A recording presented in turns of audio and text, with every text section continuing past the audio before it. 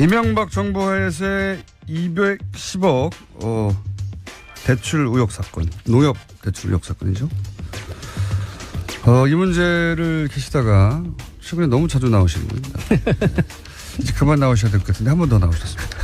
한 번 더 나오신 이유는 국회 농해수위 소속이신데 이명박 정부 시절 벌어졌던 어마어마한 문제가 있는데 이 문제를 아무도 되짚고 있지 않다. 꼭 되짚어야 하겠다. 그래서 한 번 더 나오신 더불어민주당의 김영건 의원 스튜디오에 계십니다. 안녕하십니까? 예, 반갑습니다. 저는 이제 농협 사건 새로운 게 나오거나 아니면은 농협 사건 이후로 이제 연구하시기로 하신 당시 농협 디도스 사건, 예. 농협 해킹 사건, 예. 이제 한동안 안 나오시겠다 싶은데 갑자기 또 나오셨어요? 예. 근데 요거는 꼭 짚어둬야 되겠다고 하신 농해수위 소속으로서. 예. 그게 이제 그 구제역, AI, 가축 전염병을 이명박 정부 때 어떻게 처리했고 그게 왜 문제였으며 그게 어떤 의도가 깔려 있는 그런 의혹이 있는가 이 얘기를 꼭 하고 싶다고. 예. 자, AI, 뭐 가축 전염병. 예. 일반인들은 잊을만 하면 한 번씩 거론되고 뭐 살처분되고 뭐 이런 얘기 나오지 않습니까? 예. 농장에서 직접 일하시는 분들이 아니면은 이게 이제 금방 잊혀지거든요. 예. 근데 이명박 정부 시절에 이 살처분이 왜 다른 정부하고 다르게 크게 문제가 됩니까? 일단 이제 엄청난 살처분이 그때 이루어진 거죠. 일단 그러니까 양 자체가. 예. 그러니까 김대중, 노무현, 이명박, 박근혜 정부의 그 방역 정책 그리고 그 과정을 보면은 대대적으로 실패한 게 이명박 정부예요. 방역 실패 얘기 많이 나왔었죠. 그때. 예. 예. 그러니까 전체 이걸 이제 마리수로 비교하기는 좀 어려운 게 예. 닭하고 소를 직접 마리를 1대1로 비교할 수는 그렇죠, 없지 않습니까? 그렇죠. 예. 그렇기 때문에 돈으로 비교를 해보면 4개 정부의 살처분 비용으로 들어간 돈의 정확하게 70%를 이명박 정부 때 썼어요. 살처분 하는 데만 3조 원을 썼어요. 3조 9억 원. 대단하네요. 예. 예. 나머지 정부를 다 합친 거에 2배 이상을 썼네요. 그렇죠. 70%를 쓴 거고. 그게 어마어마하게 살처분 했다는 얘기죠. 어마어마하게 살처분 한 거예요. 예. 다 죽여버렸다는 얘기잖아요, 이게. 그러니까 제가 이걸 들여다보면서. 방역이라기보다는 그냥 죽여버린 거 아닙니까? 예. 물론 이제 방역을 하려고는 했겠지만은 저는 이게 좀 이상하다. 이상하죠. 이 정도면. 예. 뭐냐 그러면 MB가 예. 이 양반 정말 뒤끝이 있는 양반이구나. 왜냐 그러면 MB 초기 때 광우병 파동으로 곤혹을 치렀지 않습니까? 예. 그런데 MB 5년이 지나고 나서 보면은 예. 결국 우리 한우 농가는 절반으로 줄어요. 왜 그렇습니까? 2010년도부터 그 구제역 사건 터지고 방역에 실패를 하면서 방역 실패 그때 얘기 이제 기억이 좀 떠오르는데 네. 이게 이제 방역을 일부러 안 한 거 아니냐 싶을 정도로 어설펐고 그러다가 돼지 같은 경우는 제 기억으로는 막 몇백만 마리를 땅에 생을 묻고 돼지를 300만 마리 이상 묻었어요. 300만 마리. 우리나라 돼지 총 숫자가 1000만 마리 정도 됩니다. 그중에 300만 마리를 300만 마리 이상을 묻었어요. 그때 정말 기억이 나는 거는 이 돼지들이 다 살아있는 돼지를 땅에 그냥 생으로 파묻었었어요 그때. 그때 이제 그렇죠. 원래 이제 SOP 상으로 사람이 할 짓인가 싶었는데 그때. 예, 질식사를 시켜서 다 묻도록 되어 있는데 예. 그때 방송에 이제 살아있는 상태로 그냥 묻는. 그러니까요. 그러니까 그때 방역 인력이나 이런 체계들이 제대로 준비되지 않은 상태에서 속수무책으로 막 당하고 이러면서 어마어마하게 묻었고 결과적으로 전국토를 오염시켰고 그리고 우리 더 굉장히 중요한 거는 그 과정에서 인간성의 피폐화되는 거를 우리가 국민이 다 경험하지 않습니까? 그러니까요. 살아있는 돼지들이 네. 최소한 원래 절차는 질식사 시킨다고 하는데 최소한 예. 기절이라도 시키든지요. 그냥 멀쩡하게 돼지 살아있는데 그냥 포크레인을 퍼가지고 다 살아있는 애들을 땅에 묻어버린 거 아니에요. 그냥 다. 그렇죠. 그래서 며칠 동안 돼지 울음소리가 거기 났고 뭐 피가 진동했고 이런 얘기 계속 나왔었는데 그래서 이명박 정부 초기 때만 해도 전국의 한우 농가 숫자가 20만 호였어요. 20만 호. 근데 그 과정을 거치면서 10만 호 이하로 떨어졌고요. 지금 전국의 한우 농가 숫자는 8만 6천 호입니다. MB 시절에 이 과정을 거치면서요? 과정을 거치면서. 그리고 그때 썼던. 그러면 그 대신에 미국 소고기 수입은 엄청나게 늘어난 그만큼 늘어났겠네요. 네, 늘어난 거고. 그래서 제가 이 과정을 이상하긴 합니다. MB가 확실히 이 양반 뒤끝이 있구나. 그리고 그때 이제 일반인들은 잘 모르실 텐데요. 중요한 정책 몇 가지 또 더 있어요. 예. 그 한우 그 사육 기반을 유지하기 위해서 송아지 안정제라고 예. 어느 정도 이렇게 생산비를 보장해주는 그 돈의 재원은 이제 우리 농가가 자조금 형태로 절반을 내고 정부에서 그 매칭하는 형식으로 보태서 예. 하는 송아지 안정제라는 사업이 있었는데 MB 때에 그것이 발동할 수 없도록 안정제가 작동하지 않도록 고시를 고쳐갖고 사실상 유명무실화 시켜버립니다. 그 지원을 없애버렸어요? 네, 지원 없애버렸어요. 그러면 그 지원을 못하면 무슨 일이 벌어집니까? 그러고 나서 곧바로 이제 송아지 한 마리 가격이 뭐 70만 원, 60만 원으로 대폭락 현상이 벌어졌죠. 12년도부터. 12년도부터. 예. 그러고 나니까. 그게 제가 이제 궁금한 것은 예. 잘 모르니까. 그러니까 송아지 값이 대폭락해서 이제 더 이상 한우를 키우는 사람들이 줄어들고 그런 뉴스를 본 기억은 나긴 나는데요. 예. 그게 그 정책을 그렇게 없애버리는 게 농가에 미치는 영향이 굉장히 큽니까? 엄청나게 큰 거죠. 그러니까 일반인들은 모르지만. 예. 그러니까 한우는 번식을 하는 소규모 농가가 산업의 기반이 됩니다. 그 숫자가 굉장히 많고. 예. 그리고 그 사람들이 실질적으로 농촌 경제에서 차지하는 비중이 굉장히 크죠. 예. 그런데 송아지 값이 대폭락해버리면 그분들이 다 문 닫을 수밖에 없죠. 안 키우게 되죠. 예. 예. 그러면 한우 번식 기반 자체가 와야 되는 측면도 있지만 농촌 경제 자체가 뒤흔들리는 거예요. 그 지원금이 액수가 컸습니까? 전체적으로? 그렇게 크지 않아요. 크진 않은데. 꼭 삭감했어야 될 이유가 있나요? 그렇죠. 그래서 이 송아지 안정제를 유명무실화 시킨 거는 예. 이게 매우 잘못된 정책이고. 그러니까 거꾸로. 예. 원래 이제 국가 정책이라는 게 예. 예를 들어 불합리해서 혹은 뭐 예산의 낭비여서 예.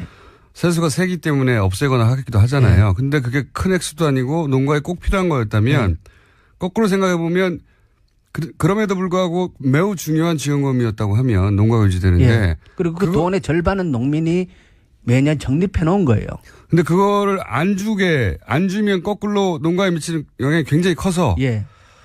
한우 농가가 줄어들고 그러면 그만큼 줄어든 한우만큼 미국소를 수입해야 되고 그리고 우리 소비자들은 지금 사실 우리 국민들이 한우를 마음 놓고 먹지 못하지 않습니까? 너무 비싸요. 생산 농가가 적으니까요. 생산 농가가 적으니까. 그리고 송아지 가격이 너무 올라서 한우를 사육하는 분들도 경영 압박을 받는 거고. 근데 이제 의원님이 의심하시기로는 뒤끝이라고 하신 게, 큰 액수도 아닌데, 네. 큰 액수가 아님에도 불구하고 한우 농가에는 매우 중요한 지원금이었는데, 네. 이걸 없앴다는 것은 네. 한우 농가 숫자를 줄이고 거꾸로 미국 소 수입을 누리기 위한 기반 정책 아니었나 이렇게 의심하시는 부분이 있는 것 같아요. 결과적으로 그렇다는 거죠. 결과적으로. 그 의도를 가졌는지까지는 우리가 모르겠어요. 그거는 이제. 저는 의심합니다. 저도 의심스럽습니다. 그러니까 꼭 없애야 되는 나쁜 제도가 아니었는데. 아주 좋은 제도입니다. 필요한 제도고. 그래서 지금도 그 제도는 있는데.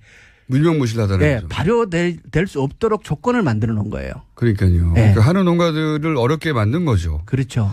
정책의 효과를 굉장히 잘하는 사람이 한 거네요. 임기 초에. 그렇죠. 예. 예.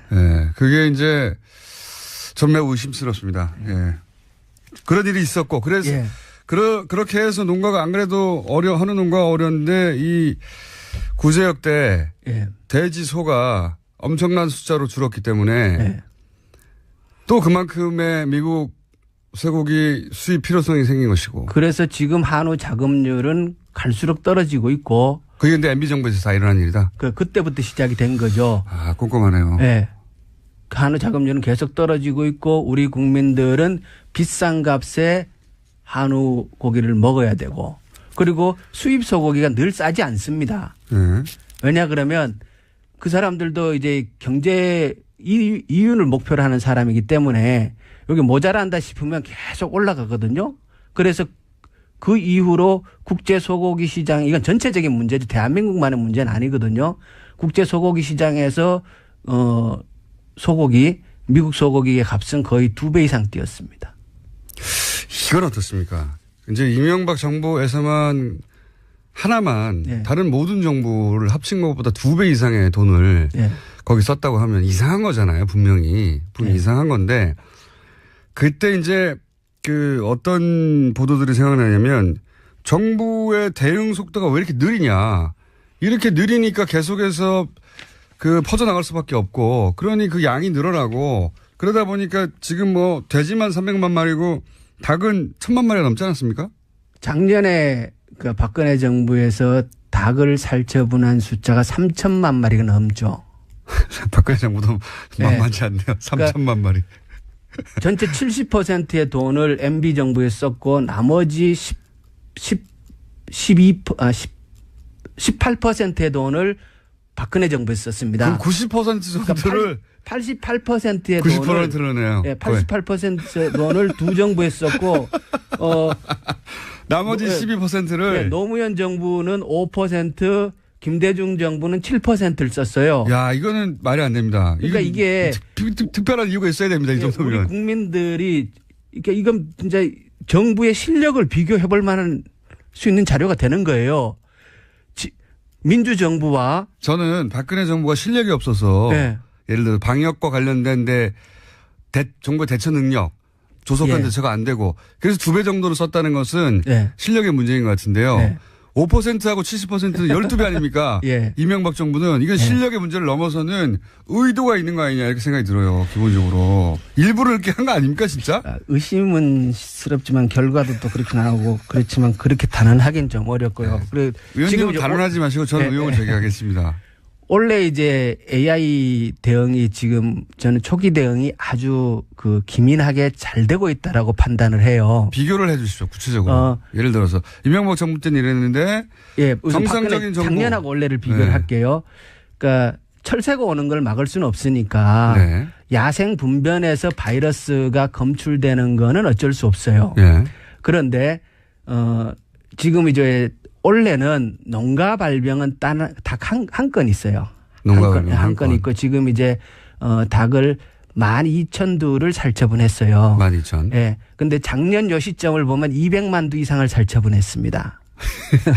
10,000대 200만. 예. 그리고 중요한 거는 제가 이제 작년 자료를 다시 살펴봤는데 야생 오리에서 의심축이 발견되고 나서 최초의 확진이 이루어지는데 작년은 14일 걸렸습니다. 14일이요? 예.